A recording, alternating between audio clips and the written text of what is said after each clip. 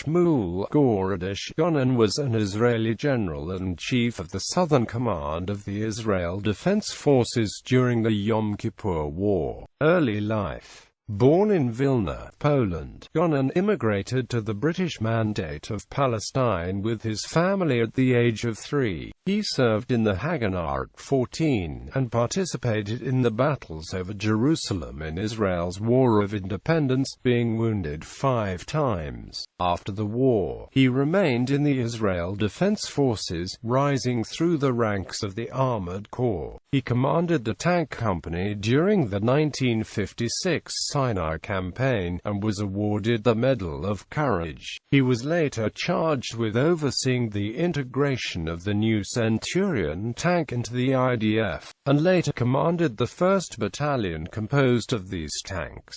In 1966, he was appointed commander of the 7th Brigade. It was in this capacity, during the Six-Day War, that he led his troops from the Rafah salient right up to the Suez Canal. After the war, he delivered a famous speech entitled "My Glorious Brothers," deserving of fame, which included the famous line, "We looked death straight in the face, and it lowered its eyes at us." Throughout his army years, Gonen was not well liked by his subordinates, who viewed his methods as unjust and draconian. He was known to set especially low speed limits for the men of his brigade, only to flout these speed limits himself. It was also documented in a popular Israeli book that he would deliberately cause his men to fail inspections and then punish them for it. He was overly strict, often meting out severe punishment to soldiers accused of minor offenses such as failure to polish the boots. His subordinates often requested a transfer to a different unit. In March 1968, Gonen oversaw the Armored Corps in the Battle of Karmeh in Jordan, where Yasser Arafat and the PLO had the base.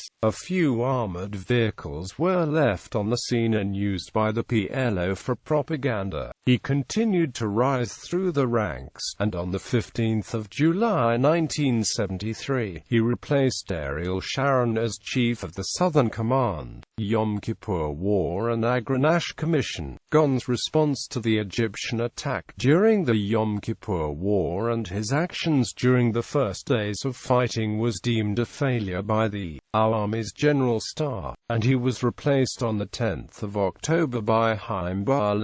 The Agranash Commission, which investigated the events leading up to the war, wrote about him that he failed to fulfill his duties adequately, and bears much of the responsibility for the dangerous situation in which our troops were caught. He was removed from all command upon the publication of the Commission's interim report, but this was revoked once the final report was released, and Gonen was given a new position on the General Staff. In both the media and public perception, however, he was considered responsible for many of the fiascos of the war. Post-war, Gonen resigned from the IDF in 1974 and left for Africa, where he embarked on various business ventures. He never returned to Israel except for short visits.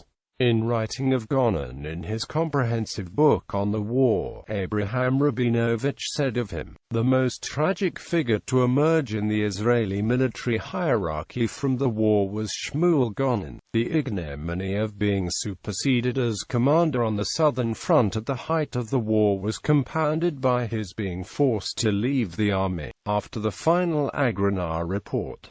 Although the Israeli establishment usually finds suitable jobs for retired generals, he was offered none. Gonen believed Dan to be responsible for his disgrace and would tell reporters that he had considered walking into Dalin's office and shooting him. Instead, he spent 13 years in the jungles of the Central African Republic searching for diamonds with the intention, he said, of becoming wealthy enough to hire the best lawyers in Israel failed to prove the Agronar findings mistaken and clear his name. He reportedly made and lost 1 or 2 fortunes but rejected appeals by his family and friends to abandon his obsession. A reporter who visited him in the jungle after 9 years found him somewhat mellowed, self-aware, and not without sardonic humor, and still sprinkling his conversation with apt quotes from the Talmud. The tough soldier appeared to find satisfaction in coping with the brutal challenges of the jungle rather than nursing his grievances in the cafes of Tel Aviv. Some would see it as a form of penance.